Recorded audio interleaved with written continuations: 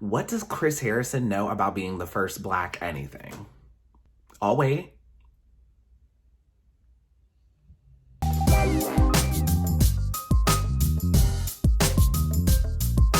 Hi everyone, my name is Dimitri and welcome back to DimitriTube. We have a brand new Bachelor and a brand new season and I am so excited to talk about it with you all. Just a reminder, this is not a spoiler YouTube page. I am watching the show as it airs and I am not looking at any spoilers. So all of my commentary that I give on the show is based on what I'm seeing and from what I've seen a little bit of on Instagram. Also, I'm really trying to grow my YouTube channel and the likes and subscribes help me out a lot. So please go ahead and pound that like button, pound that subscribe button, and ring that notification bell. Matt James, night one. Let's talk about it.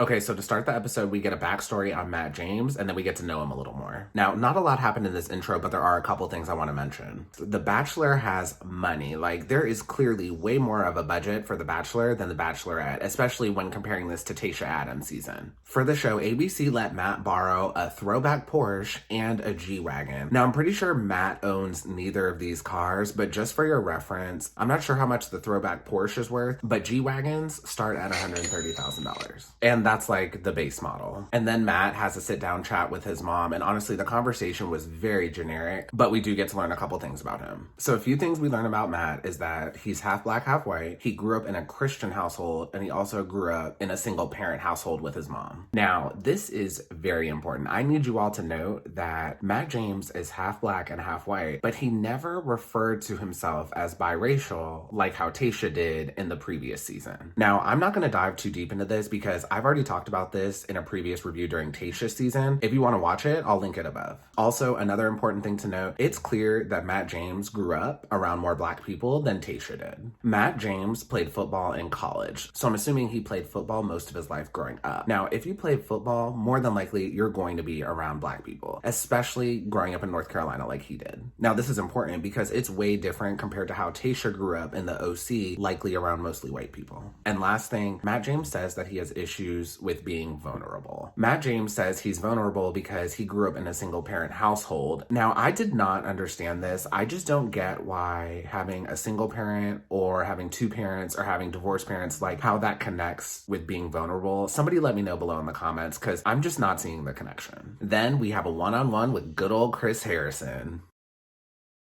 Now, there is a little bit to unpack here. Let me grab my notebook. Yes, some of you may clown me for being old school, but I do still use the notebook. And look, so much happened this episode. Like, I had a lot to write down. And then Matt James tells Chris Harrison, the pressure I've put on myself just being the first Black Bachelor. People want you to end up with a certain type of person. My mom is white and my dad is Black. And I experience what it feels like to be the product of an interracial marriage.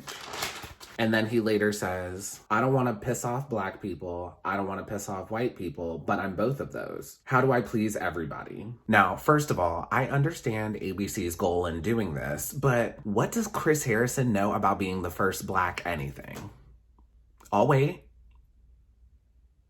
Now, if ABC had brought in like the first Black person to go to space or like the first Black mayor of New York City, this would have made sense because they could relate. But like to ask Chris Harrison, that don't make sense. And at the end, Matt James says, how do I please everybody? Now, Matt James, this is a problem because your goal of being on this show is not to please everybody. Your goal here is to find love. When Matt said this, it sounded very high school to me, like, I just want everyone to like me. And I will tell you right now, Matt, no matter who you choose, somebody on the internet is going to be mad about it. And one last thing before we dive into the first impressions, Matt's beard. Now, I was racking my brain a lot of the episode to try to figure out like why his beard looks a little off to me, and I finally figured it out. Matt James has the Chad Johnson beard. If you don't know who Chad Johnson is, he was the villain of season 12 of Bachelorette, which was JoJo Fletcher's season. I'll try to explain this the best I can, but basically, so Matt James's beard grows in right here, it fills in, but then he has a space between his lips and then like the start of the beard on his cheek, and then it grows up his cheek, and he doesn't like trim it or style it down so it's like more even, which makes it look like kind of scraggly. Personally, I do not think the trimmed beard on Matt James is a good look for him. I think he looks better shaved. Let me know below in the comments what you guys think. Do y'all like his beard?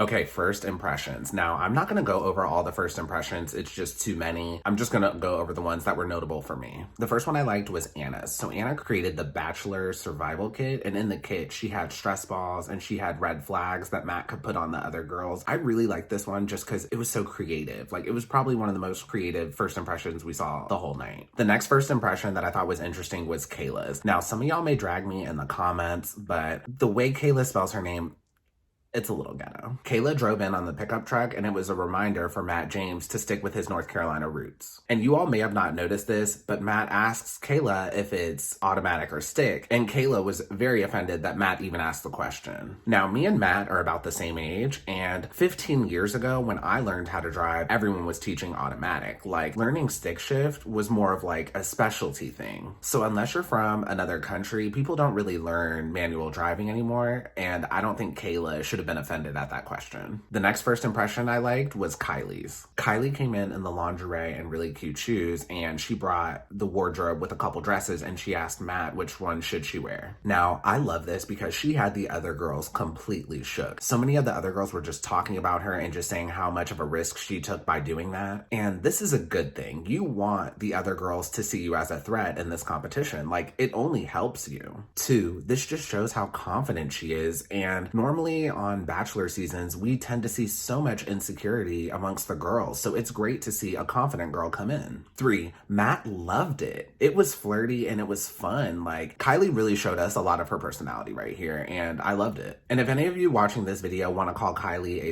or a keep in mind, last season, when Ben got completely naked on one of his dates, you all considered it art, and a lot of people embraced Ben for being vulnerable on camera. Next is MJ. MJ delivered the pizza in the broke down Corolla, and she also forgot to unlock the door when she was doing it. I think this, out of all of the first impressions, made Matt James laugh the hardest. And lastly, we have Katie, the girl who brought the Wait, can I say on YouTube? Never mind. We'll say Katie with the vibrator. Now, I'll give it to her. This first impression was absolutely hilarious, but the problem is now you're going to be known as the vibrator girl. Literally, when I was taking notes for the show, I wrote her down as vibrator girl. And ABC, why are you allowing people to bring vibrators on camera? This is supposed to be family friendly. Clean it up. Now on to the cocktail party. Now, I know y'all don't want to talk about her, but we have to. I have to mention the queen. When Victoria arrives to the cocktail party, she says, "The queen has arrived."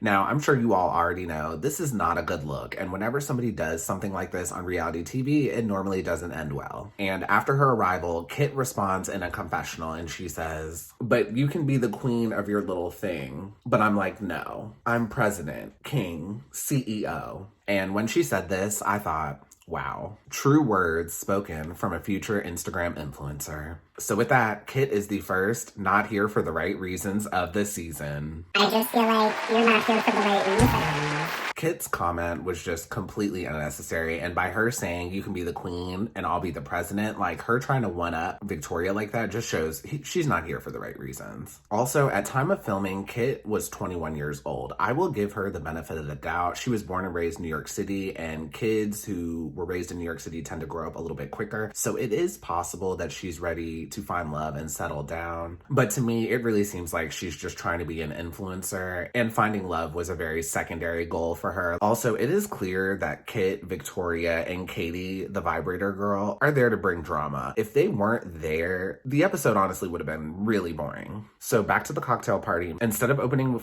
with a toast, Matt decides to open with a prayer. Now, a lot of people on the internet were mad about this, saying you should not force people to pray. 1, if somebody was uncomfortable with it, they could have easily stepped out of the room. 2, prayer and being spiritual are a huge part of Matt's life, and I think it was smart for him to just put that out there from the start of the show. So if one of the women is not comfortable with it, then we don't end up like Tayshia and Ivan last season, where out of the blue, she just randomly eliminates him because of religious differences. Now, before we move on to the one-on-ones, it's that time.